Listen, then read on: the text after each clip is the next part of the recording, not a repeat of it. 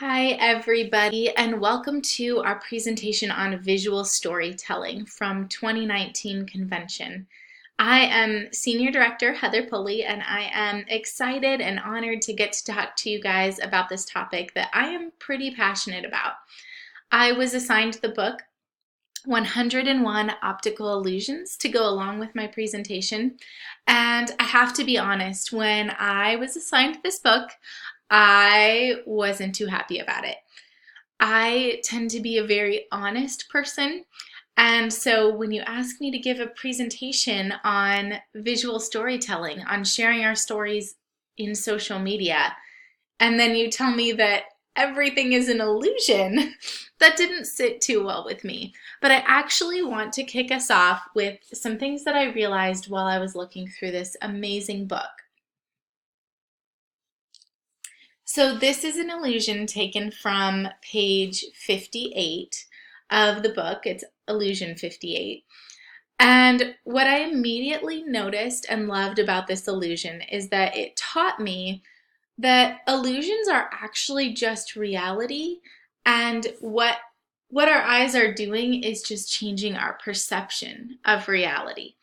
And so you can influence people's perceptions with the story that you're telling and the ways that you're sharing your story on social media. But before we get into all of that, I want to talk to you guys a little bit about comparison. I think this illustration is such a great example of sometimes we compare ourselves. Maybe we compare ourselves on a variety of factors, but I think especially when we're at convention or coming out of convention or within UBAM, we often compare ourselves with people who have something on the top of their line. Maybe it's a tiara. And I think I definitely compare my shoes with Heather Cobb's, and I usually come up pretty short in that department. I prefer flats. And so I think what's really amazing about this illusion is that it doesn't matter what's on our head or what's on our feet or any other factor. We are the same length as everyone else. And what's really fascinating, you guys, in math, the length of a line is called its absolute value. And so when we are comparing ourselves, we need to realize that yes, there may be differences. We might be in a different position on the page. We might have something different on the top or the bottom. There might be some other factor that makes us feel different. But the absolute value that we have is the same as every other person. I love this quote. Wherever you are in life, with whatever you're doing, you're going to be ahead of some and behind others. That's okay. Own where you are. Take time to embrace and celebrate that. Continue moving forward. And never compare your beginning to someone else's middle. This quote reminds me a lot of the poem Desderata that Randall White is always referencing in regards to us as, in particular, women, comparing ourselves to each other. And I encourage you to look up that poem if you have not yet and check it out when you get a chance. Okay, I want to lay a little bit more foundational work here before we get into how to tell our stories on social media. I want to talk to you guys about what we sell, because I think most of us realize that we sell books. But what a lot of people don't seem to realize, I think, is that we also sell the hosting opportunity, the business opportunity, and as leaders, we also sell the leadership opportunity. And so when you are telling your story and using that as a way to sell on social media in a really authentic and connection-based way, I want you to keep in mind that you aren't just selling the books here. You're also selling our parties and our business, and even the opportunity to the people on your team who are watching you to promote up in leadership. Why do people buy? People don't buy your product, they buy your story. That is what we are going to talk about today. One more quick thing before we really get into it, though. I want to do a vocab lesson with you guys because I think a couple of these words, especially this first one here, sales, really bother a lot of people. I think, one of the things that I used to say to people, or I still say to people when I'm having recruiting conversations, is that, I don't feel like I'm in sales, that I share the books. Or I've heard people say, these books sell themselves. And I think it really, that language doesn't serve us to help us realize that sales is a really valuable and important thing. I want you to think about everything that you're touching right now. The clothing that's touching your body. Maybe you're holding a pen. Maybe you're taking notes on a beautiful notepad. Maybe you're drinking a cup of coffee or a glass of wine. Every single one of those things was sold to you. If there wasn't sales, you'd be naked. You wouldn't have that coffee. You wouldn't have that pen. Okay? So sales, go ahead and put the little made up definition that I came up with for you guys. Sales is the primary way we acquire the things that we need to survive and the things that we want that add value to our lives. Yes, you can, you could barter for things and you could trade for things, but really the way most of us get things is to pay for them, and that's sales. And marketing is simply the way that people find out about what we're selling. Those are real technical definitions, I realize. I made them up for you. I have an MBA in marketing, and what I have realized from doing UBAM is that you don't need an MBA in marketing to do any of this stuff well. I'm going to give you an example of a time that I sold something recently without even really trying to. Just by sharing, like I said, we're in the business of sharing. And I recently got a very fluffy, adorable puppy. I shared the whole story about how I got her on my Facebook page. I bought her in the middle of the night, one night on the internet while I was shot up with steroids. I'd been looking at this website for over a year. She was not a cheap dog and lost control of my impulses a little bit that night, which apparently is a side effect of steroids. Google it. It's the excuse that I used with my husband. You're welcome. I don't think he's buying it anymore though. So by sharing my story, I think a lot of people watched, and one of the very first people who actually met my puppy in real life was my friend Christy Vest. And a couple of weeks after I got my puppy and took her over to her house, and she said, "Is it hard having a new puppy?" And I was like, "No, I love it. It's amazing." They ended up with a little puppy of their very own. And now my sister also has a new fluffy little puppy. And so I feel like I am selling puppies without even trying, just by sharing my experience about the dog that we got. I also used to work at the Ann Taylor Loft, where I helped people find the perfect clothes for their occasions. I found when I worked there that the people who shop at the loft oftentimes weren't in there just browsing. I think as busy working women, which is sort of the clientele that shop at the loft, people tend to go in there when they need an outfit for an occasion, an important meeting, or a special event, and they need something that they're going to feel really good in. And I loved getting to help those women find the right clothes for their events and occasions. I do wish back then that I had been commission-based, because I was really good at my job. I was really good at helping women find clothes that they felt great in, but I made $10 an hour, no matter how many pairs of pants I sold. So, and I'm definitely not getting commission on these puppies, you guys. But the really beautiful thing about UBAM is that we can share the books and the hosting opportunity and the business and the leadership opportunity, and we do get paid commission every time that we do that well. So let's start talking about how to tell our stories on social media. I want to break it down for you into the four main elements of a story. My undergraduate degree is in English, and so I am pretty familiar with how a story is set up. There is always a character, a main character. That would be you in this situation. And there's a setting and a plot. What is life like? There's conflict. What problems has UBAM solved for you? And there's always a resolution. What have you accomplished because of UBAM? What is life like now because of UBAM? Okay, so we are going to talk about lots of different ways to do this well today. You are not just going to be seeing my face over and over.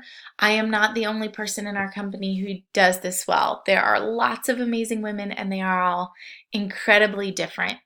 And so, but we are going to start with this one of me and my makeup-free mom face. I think it's really important when you're trying to define who you are. If you are somebody who is currently overwhelmed with how do I even start posting more on my Facebook page or in my VIP group or on my Instagram stories, how do I start telling people who I am? I think it's really important to take a little bit of time and narrow it down to like 3 words for yourself. For me, I am wholehearted, I am honest, and I try to tell my stories with a sense of humor. It often looks like sarcasm for me, if I'm being honest, but that didn't start with H, and my name is Heather, so I was trying to do all H things because, I like to be cute. You can also think about things like, what do you like and dislike? What do you fear? What do you struggle with? What motivates and inspires you? The more honest and open you can be with people, the better, in a sense. I think there is a way to take that too far when it becomes negative. That would definitely be taking it too far. But sharing these things that might feel a little bit hard to share about and that might make you feel a little bit exposed are actually the things that are going to help people really get to know you and feel a sense of connection and trust with you. And people buy from the people that they like, that they know, and that they trust. And so if you really do want to be selling the books and the business and the leadership and the hosting opportunities, you want to be likable. You want people to trust you. Okay, so when we get into the setting and the plot, you start talking about what your life is like, painting a picture. I love this post that my friend Caitlin did. Caitlin is so different than me, and she does this so well, you guys. And so I just want to keep emphasizing to you that it doesn't matter if you're like me or if you're like Caitlin or if you're like somebody else that you see here. You can be exactly who you are and do this well. A few of the things that I want you to note about Caitlin's post here. She is sharing about her life. She is sharing about how they involve the books in pretty much every aspect of their life. They're part of their daily life, the books are. But she does not say the word book in her post. She shows it in a picture, and she also uses emojis there to help get the point across, but without being really blatant about it, okay? This is another really great post from my friend Carly. She actually presented on this same topic at convention to our consultants. And we compared notes and shared some pointers with each other and really did some brainstorming. And she told me the story behind this post. And I loved it so much that I want to share it with you. You can see here, this is clearly got nothing to do with her UBAM business. She is celebrating her husband's graduation from seminary with his doctorate. And she's just letting people in to a little bit of their life. And she shared with me that because of this post, one of her Facebook friends reached out to her and said, "My husband just graduated from that same school. You and I have so much in common. Would you tell me a little bit more about what you do as a book lady?"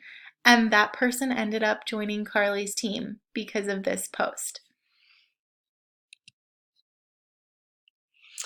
Katie Allen is someone who always does social media well. She's adorable, and I just love following her and seeing what she's up to. This is a post about UBAM, but you can see that what she doesn't say here is, "I'm doing a fun event tonight for my team. Working from home is great. You should join my team and work from home. You could have fun with us." She shares her story in a much more authentic, fun way. She does let people know that she's working from home and doing her team event tonight, but she does it in just a cute, non-salesy way. It's very subtle. Okay, so when we start talking about conflict, the problems that UBAM has solved for you, I want you guys to be aware that people buy solutions to internal problems, not to external problems. One thing that I came across when I was researching for this presentation, an example that somebody gave of this was when people pick up the phone and call the pest control company. That feels like they're calling they're making that phone call about a really external problem. They're calling about pests in their house. That seems pretty external.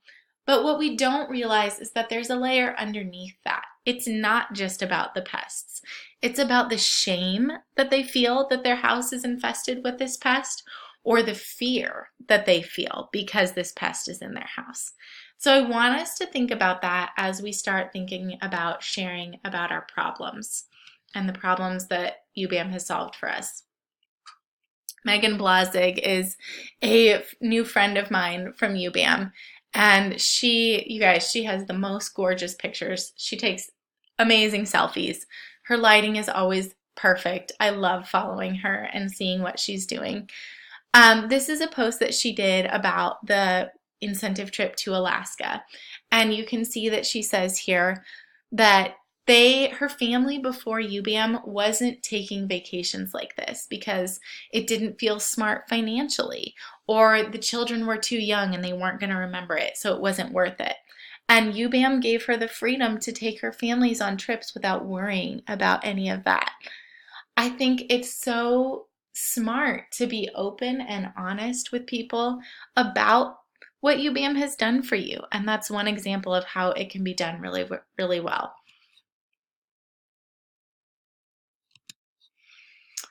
Oops, those both popped up at the same time. We'll just roll with it.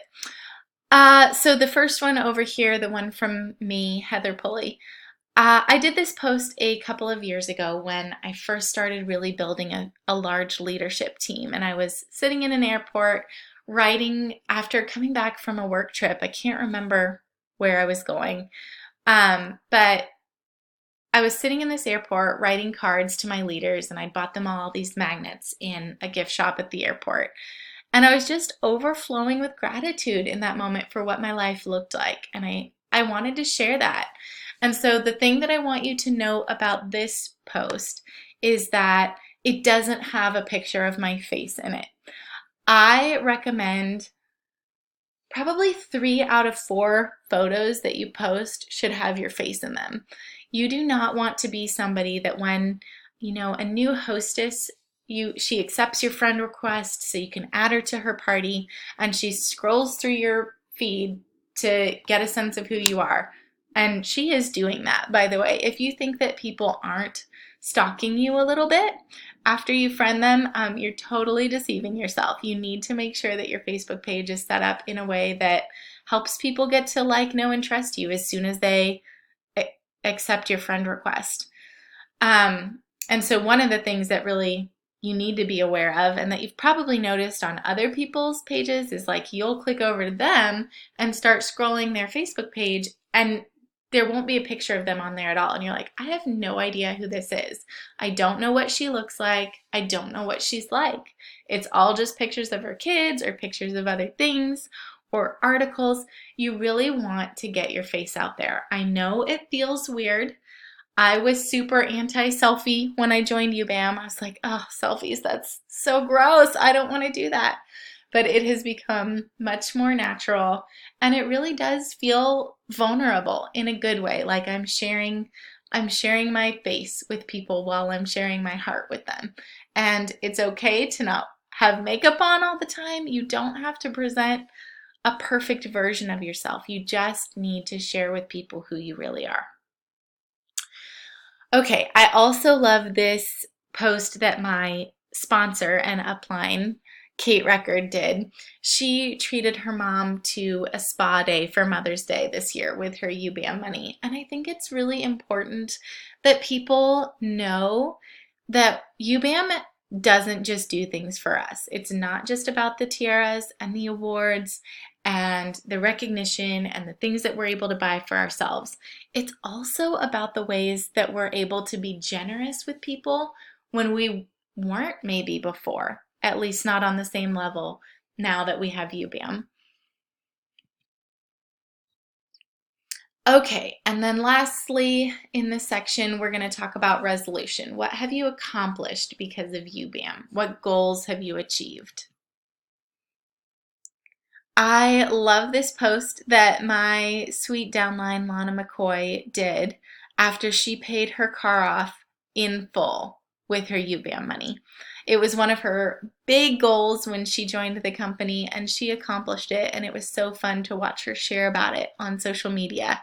I love, one of the things that I want to point out to you about Lana's post is that it's not long. And I will tell you guys, I am the queen of long posts. I believe that you can never write something that's too long, only something that is too boring. But I do think it's important to mix up the long, really heartfelt posts with some short and sweet posts too. And I love that this one is short and sweet, and that instead of, going into all of this long, fluffy thing, she uses hashtags to help tell the story. Now, you can get away with that on Facebook much easier than you can get away with that on Instagram. On Facebook, I don't think people really use hashtags to be searchable. We use them more to be cute on Facebook. On Instagram, hashtags have a completely different purpose. They are for people to find your page and for searchability. And so I would encourage you to be aware of that when you're posting on either platform, how you're using hashtags on those platforms.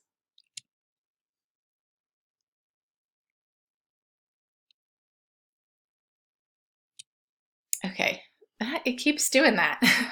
Sorry about that, you guys.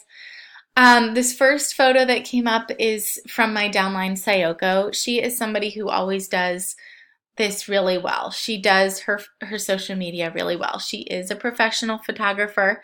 I think it does help that her photos are always really, really beautiful, and she's really intentional with her photos. I think it's important that that's a skill that we learn, you guys. We don't have to be experts at it. We just have to try to get better at it. If you scrolled back and looked at the pictures I used to take when I first started doing this versus the pictures that I take now, that I've learned and have some practice and have found some apps like Lightroom. If you don't have Lightroom yet, I would encourage you to get that. You can, it's a way to adjust the quality of your photos after you take them. And you can make them look lighter and brighter and more airy. You can buy preset filters for them, but you can also just learn how to do it manually within the app. So I encourage you to download that Lightroom app if you get a chance.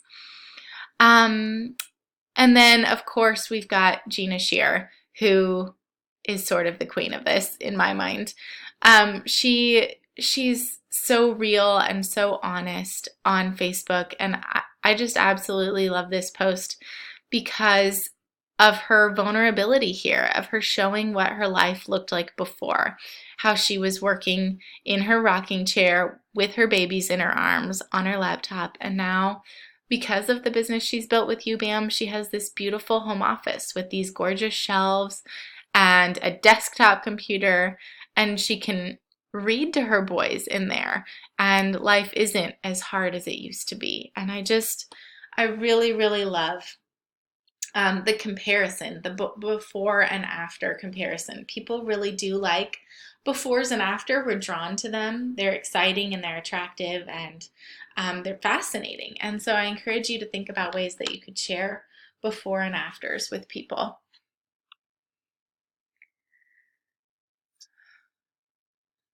Okay, one little bonus tip I want to leave you with is how you can leverage other people's stories.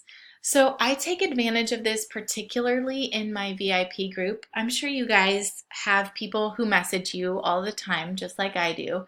And they say things like, thank you so much for inviting me to that party. Thanks for recommending this book. Thanks for this or that. And I'm like, oh my gosh, you are so welcome. Thank you for telling me how that impacted you and how that helped you and helped your children. Would you mind sharing that on my VIP page? And I have sort of trained people, it took a while, but I've sort of trained people that now, even sometimes instead of coming to me privately, they'll just go ahead and post on my VIP page. And I love it because now they're helping me share what these books can do and what our parties can do and what the business can do. One thing that I love and that I think is really smart is having your own hashtag for your page and trying to get people to use that when they post and when they share. I think it helps build a sense of community around this hashtag. Mine, I do too. I do leaders are readers and readers are leaders. And I think people have really started to grasp onto that, and people have started to post in my VIP group using those hashtags. So if you can get people bought in and they feel a sense of ownership around the hashtag that you create, I think that's a really, really powerful thing where they feel like they're part of the story too. Okay, a few really practical, really actionable tips for setting up your Facebook page. Um, your profile picture should always be a clear picture of you or a picture of your family, but I prefer, honestly, I know mine is a picture of my husband and I. This was temporary while we were in Alaska, and I didn't really think to change it for this presentation, honestly. Oops. But it's back to just a headshot of me now. I think it's such a small picture that people really want to see who you are there. And then I think the cover photo is a great place to put either collage of all of the meaningful things in your life or a picture of your family. That's a good place for that there. The tagline, mine you can see is live a good story. I like cute one-liners or the list of one-word descriptions like people will do, coffee drinker, chocolate lover, eats Chipotle every day. I don't know. They're really cute. I have trouble defining myself in 4 or 5 words. I think I'm so complex. So anyway, I prefer a quote there. Always, always, always include UBAM in your job description. Even if you have a job somewhere else, you can list more than one job there. And I think it's super important for people to know that you are proud of what you do with UBAM. You're proud of your work with UBAM. You do consider it part of your job, it is your job. I think it's also a really good way to make it Facebook official. That used to be a thing when I was younger. Like once you updated your status to in a relationship, that's kind of what putting UBAM as your job description is. It makes it official. And then you can only see the first 3 photos of my featured photos there, but you can select what is shown in those pictures. And so you go through and you pick 9 photos that you feel like really help represent who you are, and make sure that there's not anything in those photos that you don't want people to see right away about you. Maybe, that picture of you going out drinking with your girlfriends or something, maybe that shouldn't be one of those. I always think about, what do I want a hostess or a potential recruit to learn about me when they first pop over to my page? It's also important to consider who you are talking to, who your ideal customer is. I'm not going to go super into this. I will tell you that I do believe it's often a former version of yourself. My ideal customer and recruit right now is somebody who looks a little bit like a younger version of me. Maybe their children they're just starting to have children. They're looking for a way to stay home with their babies. That's sort of what I'm looking for. But you really need to think about what it is that you are looking for and talk specifically to those people. It is okay to have a target audience and a target market. You cannot be attractive to everyone, and so you really want to figure out, how can I be attractive to the people that I'm trying to reach? I'm so sorry about my barking dog. Hopefully, Daenerys, please stop. Come here. Come here. I'm not re-recording this thing, you guys. Okay, pick a specific person that you want to reach and talk exactly to them. A lot of times, somebody will inspire me to post something. We will have had a conversation, they will have said something to me, and it gets my wheels turning, and I want to talk more about it or share my thoughts about that. And so I will write a post specifically with that person in mind. Of course, I won't tell them that I'm doing that or name them in that, but they're sort of a muse for when I'm posting. Okay, and then I really want to talk real quick about what your motivation is for posting. I want you to think before you hit that post button, are you posting for attention, to get sympathy, to feed your own ego? Don't hit post. Your motivation should be to share your heart with the intent of authentic connection. If it's anything but that, if it's one of these things above, reach out privately to an Ezzy buddy or an upline. Don't put that stuff on social media, you guys. It feels gross to people, and it's the opposite of attracting somebody. Okay, a picture is worth 1,000 words. Like I said, I think I said earlier that 3/4 of your post should have your face. I aim for honestly much higher than a fourth, but if you're just starting out and you're feeling pretty uncomfortable about sharing your face on social media, I would say definitely at least 1 in 4 should have your face in them. Our HO does a great job of providing amazing and beautiful graphics for us to use, but I never use those alone on my Facebook page. I think people do tend to scroll right by them. They're wonderful to use in conjunction with a picture of yourself or a picture of your kids reading or something, but they're not great to use on their own. Good lighting is important. The light source should be in front of you with the light going into your face, not behind you. Daylight is always better than artificial light. Photos should be undistracting and intentional. They're tiny, you guys, so shove the mess out of the way unless you are posting about the mess and trying to be relatable and funny. But things like laundry in the background, if you're trying to show the books or whatever, can be very distracting, and it's not hard to just move that laundry, just shove it out of the frame. I did talk to you guys earlier about Lightroom. I do encourage you to explore that app. And then I also encourage you never to post just text. Facebook does have an algorithm that they use to decide what content is valuable and what content they're going to push out to more people. And live video is really good for the algorithm, and pictures. The text is not as good for the algorithm, okay? Consistency is key. So try to post at least 3 times per week and up to 3 times per day. I try not to post more than 3 times per day and not less than 3 times a week. Use photos, like I said, but mix in videos and lives. Rarely share links. I know, like, some things that you want to share just content that you found valuable. Maybe it was a recipe or an article. People don't want to leave Facebook. So it's actually better, instead of sharing a link, go ahead and type the recipe up right there and let people know. Don't make them leave Facebook. Or summarize the article and do a really heartfelt post. It's okay to share links rarely, but I would not make a habit of, your page becoming just a storage for links that you liked.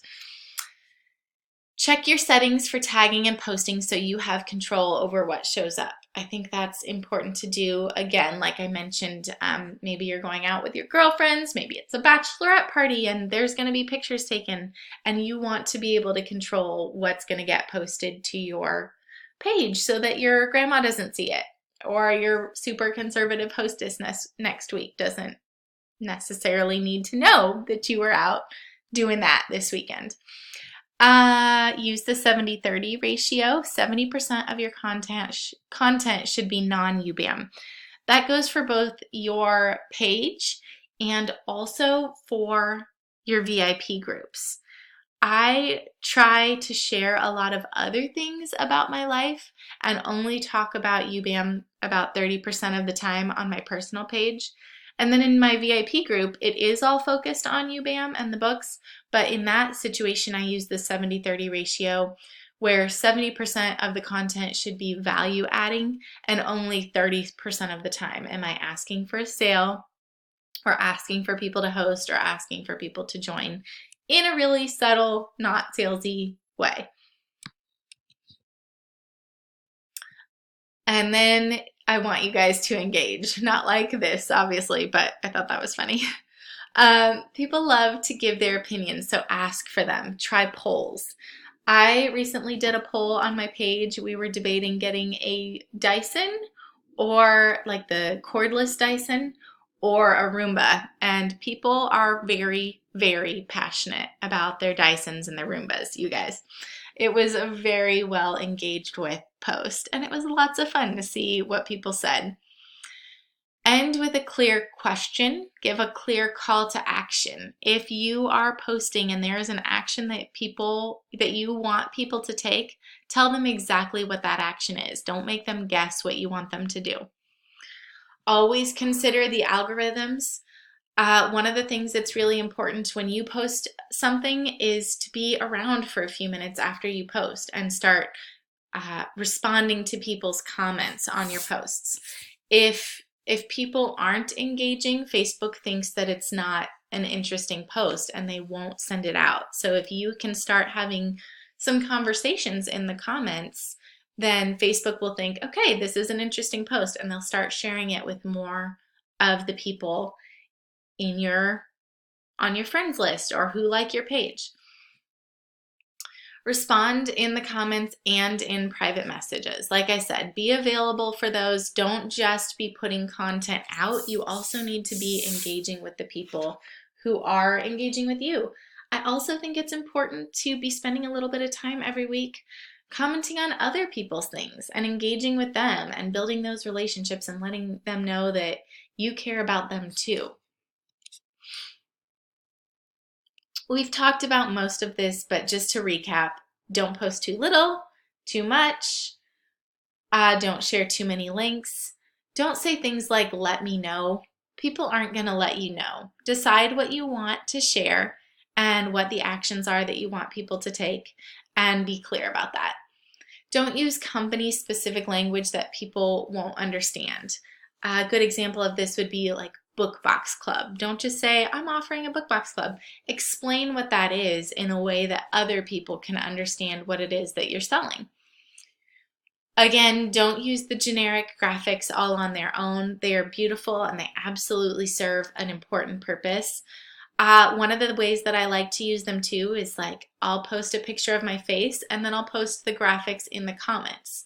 So that way people can see more information if they're interested, but they're not just going to scroll right by when they only see words.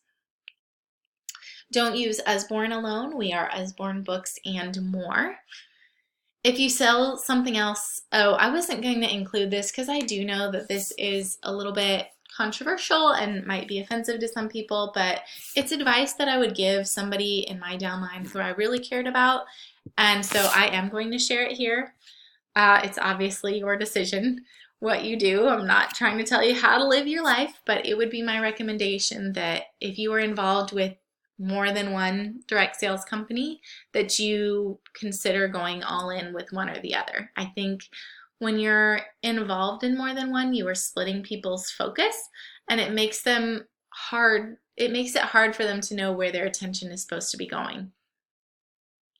Avoid bad lighting, blurry, distracting, or unclear photos. Don't cheapen the product. I think over-offering discounts undervalues our product. I think about specifically, like if you're out in the community doing events, buy a tablecloth. I think when you have a beautiful setup, that helps enhance the product and doesn't cheapen it if you just throw it on a plastic table without a tablecloth. Avoid like the plague, controversial, rude, negative topics. Politics, religion, vaccines are one that I feel like people post about that. I don't care what it is. It's controversial. Don't do that. And then avoid guilt and manipulation. What you do speaks so clearly that I cannot hear what you say. And so at the end of the day, you guys, you have to be the kind of person who backs up the story that you're telling on social media. If you paint one picture of yourself on your Facebook and your Instagram, make sure that you are living up to that in your real life, okay? That's it. I hope that this was value adding for you and you feel like it was worth your time and you have some practical, actionable things that you can go do right now to start working on this. Please remember that you don't have to be like anybody else. It doesn't have to be perfect. You will get better as you continue to do it. You have to be willing to try new things and maybe even make a fool of yourself sometimes when you're learning a new skill. It's the only way to become an expert. So I encourage you to go out and start experimenting with what works on your social media accounts. Thanks so much for your time, guys.